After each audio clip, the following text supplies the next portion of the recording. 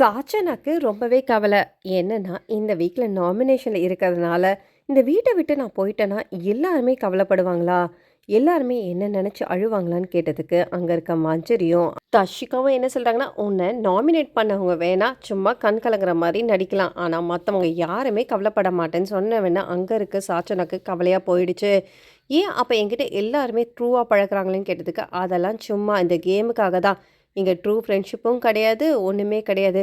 சரி, வோட்டிங் வெளியில எப்படி இருக்குன்னு கேட்டதுக்கு, அதுக்கும் மஞ்சரி சொல்லிட்டாங்க. "வோட்டிங்ல உன்னோட எதிரி உனக்கு எதிரி."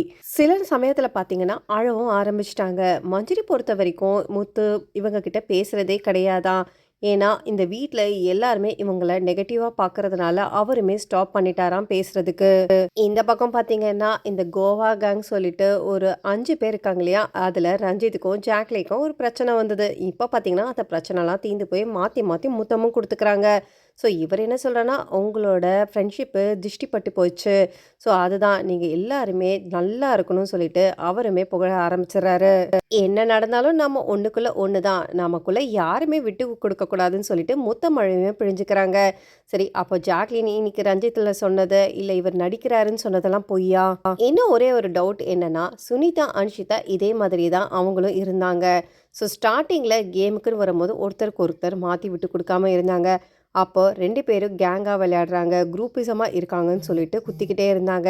ஸோ இப்போ இருக்கிறதுல இந்த 4 பேர்ல ஒருத்தரும் ஆட் ஆகியிருக்காங்க. ஸோ அத பத்தி என்ன நினைக்கிறீங்க? புதுசா சௌந்தர்யா பார்த்தீங்கன்னா, விஷால ரொம்பவே தேடிட்டு இருக்காங்க. அருணுமே இவங்களோட சேர்ந்து ஒரு கேங்கா ஆகிட்டாருன்னு தான் சொல்லணும். ஏன்னா, இவங்களுக்கு யாருக்குமே மஞ்சரிய பிடிக்காது. ஸோ அதனால இவங்கெல்லாம் ஒண்ணா சேர்ந்துட்டு அங்க இருக்க ராணவ, அதுக்கப்புறம் மஞ்சரிய கிண்டல் பண்ண ஆரம்பிச்சுட்டாங்க. ஸோ கிண்டல் மட்டும் இல்லாம ராணாவே ஒரு கலாயும் கலாய்க்கிறாங்க. போற போக்கத்துல பார்த்தா, "ராணவ், நீ வந்து இது மட்டும் இல்ல. நீ என்ன பண்ணுவ தெரியுமா? கடைசியில எல்லாத்தையுமே ஜெயிச்சுக்கிட்டு நீ போயிடுவ போல இருக்கு. விட்டா டைட்டிலையும் ஜெயிச்சிடுவ போல இருக்குன்னு" சொல்லிட்டு சிரிக்கவும் ஆரம்பிக்கிறாங்க. நாளைக்கு இந்த பிரியாணி கும்பல், திருட்டு கும்பல்னு சொல்லிட்டு ஏகப்பட்ட கும்பல் இந்த வீட்டுக்குள்ள இப்போ உலாவிக்கிட்டு இருக்கு. ஸோ இதுக்கெல்லாம் முடிவு காலம் வருமான்னு தெரியல. இந்த பக்கம் பார்த்தீங்கன்னா, மறுபடியும் மஞ்சரிய நிறத்த வச்சு கிண்டல் பண்ணாங்களாம். ஜெஃப்ரி அடிக்கடி என் நிறத்த வச்சு கிண்டல் பண்ணிக்கிட்டே இருக்கான். சரி, அதனால தான் நான் அவன்கிட்ட ஸ்டாப் பண்ணணும்னு நினச்சேன். "மொத பாரு" சொல்லிட்டு அடிக்கடி வேற மாதிரிலாம் சொன்னான். "மூஞ்சி மேல பாரு, உப்பி இருக்குன்னு" சொல்லி அடிக்கடி இந்த மாரி பண்ணதுனால எனக்கு ரொம்பவே கஷ்டமா போயிடுச்சு. பர்சனலா பேசலாம். ஆனா, அதுக்காக என்னோட நிறத்த வச்சு பேசுறதுலாம் ரொம்பவே தப்பு. ஆனந்தியுமே இதே மாதிரி தான் பண்ணாங்க. ஒவ்வொருத்தரையும் கூப்பிட்டு ஒரு பர்சனல் அட்டாக் குடுத்துக்கிட்டே இருந்தாங்க. என்கிட்ட இருக்கிற நெகட்டிவ மட்டும் காட்டணும்னு நெனைக்கிறாங்க ஆனந்தி. ஆனா, அவங்களுக்குள்ள ஒரு நெகட்டிவ் போயிட்டுருக்கு. அது வெளியில யாருக்கிட்டயுமே சொல்லாம ஒண்ணு மறைச்சுக்கிட்டு ஒரு கேம விளையாடிட்டு இருக்காங்க. சரி, அதெல்லாம் ஓகே. தீபக் என்ன பண்ணாரு? அவருக்கு அன்ஷிதாவ நெனச்சு ஒரே கவல. அன்ஷிதாவ அவர் ஏதோ சொல்லிட்டார் போல இருக்கு. அதனால தான் அன்ஷிதா அழறான்னு சொல்லிட்டு அதுவுமே நெனச்சிட்டு இருக்காங்க. ஸோ ஆக மொத்தம் பார்த்தீங்கன்னா, இந்த வீட்ல ஒவ்வொரு கேங்கா இங்க, அங்கன்னு சொல்லிட்டு மாத்தி மாத்தி புல்லியும் பேசிக்கிட்டு, பின்னாடி குறையும் பேசிட்டு இருக்காங்க. ஸோ இந்த சமயத்துல எல்லாருமே நம்ம நெனச்சிட்டு இருக்க மாரி முத்துக்குமாரோட கேம் போயிடுச்சான்றது மஞ்சரி வந்ததுக்கப்புறம் கொஞ்சம் டவுன் ஆன மாதிரி தான் இருக்கு. சாச்சனா அங்க இருக்கவங்க கிட்டலாம் பேசிட்டு இருக்காங்க. முக்கியமா அவங்க எல்லார்கிட்டயுமே உட்காந்து இன்ஃபர்மேஷன் தான் கேதர் பண்றாங்கன்னு சொல்லணும். முத்துக்குமார எனக்கு பிடிக்கிறத விட, எனக்கு விஜய் விஷால ரொம்பவே பிடிக்கும்.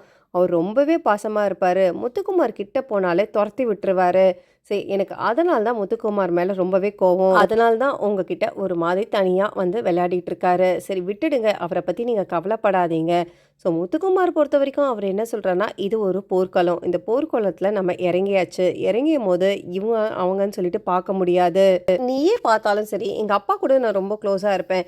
எங்க அம்மா கூட அவ்வளோ க்ளோஸா இருக்கிற மாரி தெரியாது. எமோஷனலா நான் வெளியில காட்டிக்க மாட்டேன்.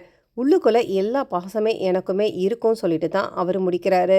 ஸோ கேம பொறுத்தவரைக்கும் முத்துக்குமாரனோட கேம் எப்படி இருந்தாலுமே, மஞ்சரி கூட அவர எங்கேயுமே ட்ராவல் பண்ணக்கூடாதுன்னு சொல்லிட்டு ஸ்ட்ராங்கா இருக்கிறாருன்றது தெரியுது. மஞ்சரியும் எனக்காக நீ சப்போர்ட் பண்ண வேண்டாம். ஆனா என் பக்கத்துல இருக்கலாம்ல, பேசும்போது சாதாரணமா வந்து பேசலாம்லன்னு சொல்லிட்டு அவங்க எதிர்பார்க்குறாங்க. ஸோ ஏற்கனவே இங்க ஒரு கேங்கு சுத்திட்டு இருக்குன்னு சொல்லிட்டு குத்திக்கிட்டே இருக்காங்க. ஸோ அது மாதிரி இவருமே சேர்ந்துக்கிட்டானா, அது வேற மாதிரி தான் போகும்னு சொல்லிட்டு அவருக்கு நல்லாவே தெரியுது. இது மஞ்சரியோட கேம் பிளேவா என்னன்னு தெரியல. ஏன்னா மஞ்சரி இவங்கள வந்த உடனே முத்துக்குமாரனை எப்படியாவது ஒரு பேச்சில மடக்கிணும் தான் சுத்திட்டு இருந்தாங்க. ஸோ மஞ்சரி வந்ததுக்கப்புறம் முத்துக்குமாரோட ஸ்க்ரீன் ஸ்பேஸ் ரொம்பவே கம்மியாயிடுச்சு. ஸோ அத பத்தி என்ன நினைக்கிறீங்கன்னு சொல்லிட்டு கமெண்ட் பண்ணிட்டு, பிக் பாஸ் தமிழ் 8 சம்மந்தமான லைவ் அப்டேட்ஸ்லாம் பார்க்கறதுக்கு என் சேனல மறக்காம சப்ஸ்கிரைப் பண்ணி சப்போர்ட் பண்ணுங்க.